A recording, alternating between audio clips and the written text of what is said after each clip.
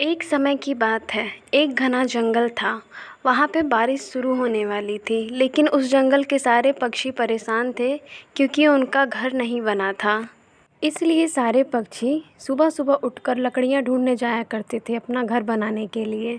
मैं जल्दी से जाके लकड़ियाँ ढूंढ लेती हूँ, नहीं तो जंगल के सारे पक्षी सारी लकड़ियाँ ख़त्म कर देंगे। मैंने बहुत आराम कर लिया। बारिश का मौसम शुरू होने वाला है। मैं जल्दी से सारी लकड़ियाँ ढूंढकर अपना घर बना लेता हूँ, नहीं तो जंगल के सारे पक्षी लकड़ियाँ ढूंढकर ख़त्म कर देंगे। मैं रोज़ाना लकड़ियाँ ढूंढने जाती हूँ, पर कोई मजबूत लकड़ी मिल ही नहीं रही है। इस बार ज़्यादा धूप और गर्मी के कारण सारी लकड़ियाँ सड़ गई हैं। जंगल के सारे पक्षी लकड़ियाँ ढूंढ रहे होंगे अपना घर बनाने के लिए। मैं भी चल के ढूंढ कर बना लेती हूँ अपना घर। टूनी चिड़िया लकड़ियाँ ढूँढने के लिए निकल जाती है। दूसरी तरफ लूसी कबूतर लकड़ियाँ ढूँढ रही होती है। एक जगह उसे लकड़ी दिख जाती है। अरे वाह, मेरी किस्मत तो बहुत अच्छी है, मुझे इतनी जल्दी लकड़ी मिल गई। अब जल्दी से इन लकड़ियों को ले जाकर मैं अपना घर बना लेती हूँ। फिर लूसी कबूतर अपना घर बना लेती है और उसमें आराम से रहने लगती है। टूनी चिड़िया और कालू कौवा भी लकड़ियाँ ढूँढ रहे थे अपना घर बनाने के लिए। इतनी देर हो गई है, अभी तक मुझे एक भी लकड़ी नहीं मिली। बरसात किसी भी वक्त हो सकता है, मैं क्या करूं भगवान, मुझे कुछ समझ नहीं आ रहा है। तभी टूनी चिड़िया को एक जगह पर कुछ लकड़ियाँ दिख जाती हैं। अरे वाह, आज मुझे लकड़ियां मिल ही गई। चलो मैं चलकर अपना जल्दी से घर बना लेती हूँ। इतना कहकर टूनी चिड़िया उन लकड़ियों के पास जाकर बैठ जाती है। दूसरी तरफ कालू कौवा भी बहुत देर से लकड़ियाँ ढूंढ रहा था, पर उसे एक भी लकड़ी नहीं मिल रही थी। अरे भाई, अब मैं क्या करूं? इतनी मेहनत तो मैंने अपनी पूरी ज़िंदगी में नहीं की। अगर बारिश नहीं आती तो मैं ये सब कभी ना करता।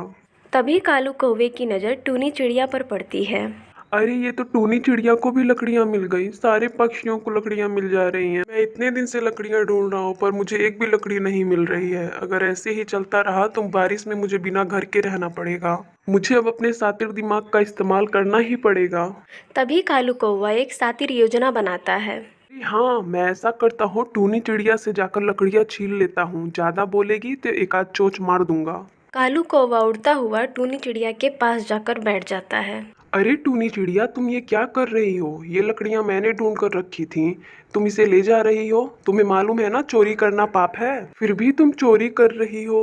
अरे कालू कौवे, तुम झूठ क्यों बोल रहे हो? ये लकड़ियाँ मुझे अभी अभी मिली हैं। तुम झूठ मत बोलो। मुझे मालूम है तुम बहुत शातिर हो। तुम्हें लकड़ियाँ नहीं मिल रही हैं, इसलिए तुम मुझे बेवकूफ़ बनाकर ये लकड़ियाँ ले जाना चाहते हो। अच्छा चलो टूनी चिड़िया, अब तुम्हें पता लग गया है तो लाओ, ये लकड़ियाँ आप मुझे दे दो। नहीं कालू कौवे, मैं तुम्हें ये लकड़ियाँ नहीं दूंगी। अगर तुम लकड़ियाँ नहीं दोगी तो मुझे जबरदस्ती करना भी आता है, इसलिए मैं अभी प्यार से पेश आ रहा हूँ। चुपचाप से ये लकड़ियाँ मुझे दे दो। फिर टूनी चिड़िया कालू कौवे को लकड़ियाँ दे देती है और उदास होकर वहाँ से चली जाती है। सभी पक्षियों ने अपना अपना घर बना लिया होता है, लेकिन टूनी चिड़िया को लकड़ियाँ नहीं मिली होती हैं, इसलिए वो अपना घर नहीं बना पाती है। फिर एक दिन बारिश शुरू हो जाती है। सभी पक्षी अपने अपने घर में आराम से रह रहे होते हैं, लेकिन टूनी चिड़िया का घर नहीं बना होता है, इसलिए वो बारिश में भीग रही होती है। अरे अब मैं क्या करूं? अब तो बारिश शुरू हो गई है। अगर इसी तरह बारिश होती रही तो मेरे बच्चे तो बारिश में भीगकर बीमार हो जाएंगे। मुझे अब कुछ न कुछ तो सोचना ही पड़ेगा। तभी टूनी की नज़र एक दरख्त पर पड़ती है और वो अपने बच्चों को वहाँ पर ले जाकर रख देती है। उसमें इतनी सी जगह थी कि उसमें सिर्फ उसके बच्चे आ सकते थे। वो बाहर बैठकर भीग रही थी। सुबह बारिश रुक जाती है, लेकिन टूनी चिड़िया की तबीयत बहुत ज़्यादा ख़राब हो जाती है।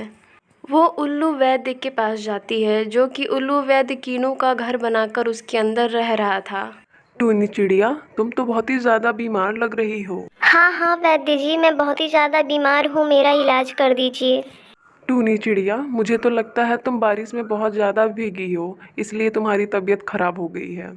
क्या तुमने इस बार अपना घर नहीं बनाया था? नहीं उल्लू वैद्य जी, इस बार मुझे लकड़ियाँ नहीं मिली। मैंने बहुत ढूंढी। एक बार लकड़ियाँ मिली भी तो उस कालू कौवे ने शातिर दिमाग से अपने मुझसे लकड़ियाँ छीन ली। तुम एक काम करो टूनी चिड़िया, मेरे पास एक दवा वाला पानी है।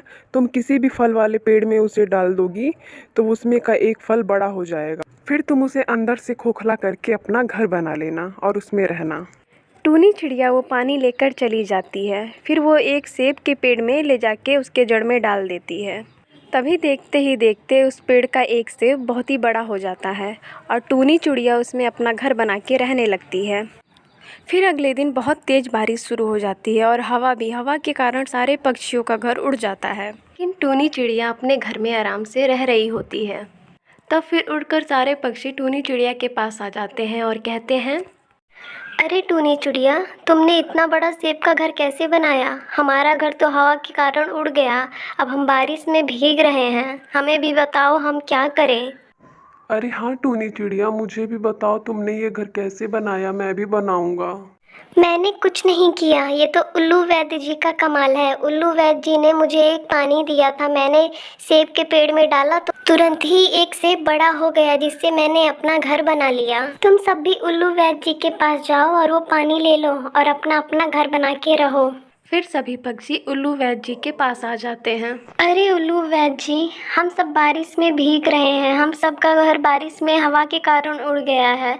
आपने जो टूनी चिड़िया को दवा वाला पानी दिया है, हमें भी दीजिए, ताकि हम भी अपना घर बना के बारिश से बच सकें और सुरक्षित रहें। ठीक है, मैं तुम लोग को वो पानी दे देता हूँ, लेकिन मैं इस कालू कौवे को वो पानी नहीं दूंगा। ये बहुत ही ज़्यादा बुरा है, क्योंकि टूनी चिड़िया को जब लकड़ियाँ मिल गई थी तो इस कौवे ने उससे लकड़ियाँ छीन ली थी और अपना घर बना लिया था। टूनी चिड़िया पूरे एक दिन बारिश में भीगी थी, अब ये भी भीगेगा तब पता चलेगा इसको। तुम सब ये पानी ले जाओ। तब वो लोग पानी लेकर चले जाते हैं और अपना घर बना लेते हैं और आराम से रहने लगते हैं। और कालू कौवा एक पेड़ पर बैठा भीग रहा था। तब कालू कौवे को समझ आ जाती है कि गलत काम का गलत नतीजा होता है। उसने टूनी चिड़िया के साथ बहुत ही गलत किया था, इसलिए आज उसके साथ ऐसा हो रहा है। इस कहानी से हमें ये सीख मिलती है, हमें किसी के साथ कभी बुरा नहीं करना चाहिए, हमेशा सबका अच्छा करना चाहिए। अगर आपको हमारी स्टोरी पसंद आई हो तो हमें कमेंट बॉक्स में ज़रूर बताएं और इसी तरह की कहानियाँ देखने के लिए हमारे चैनल को सब्सक्राइब करें।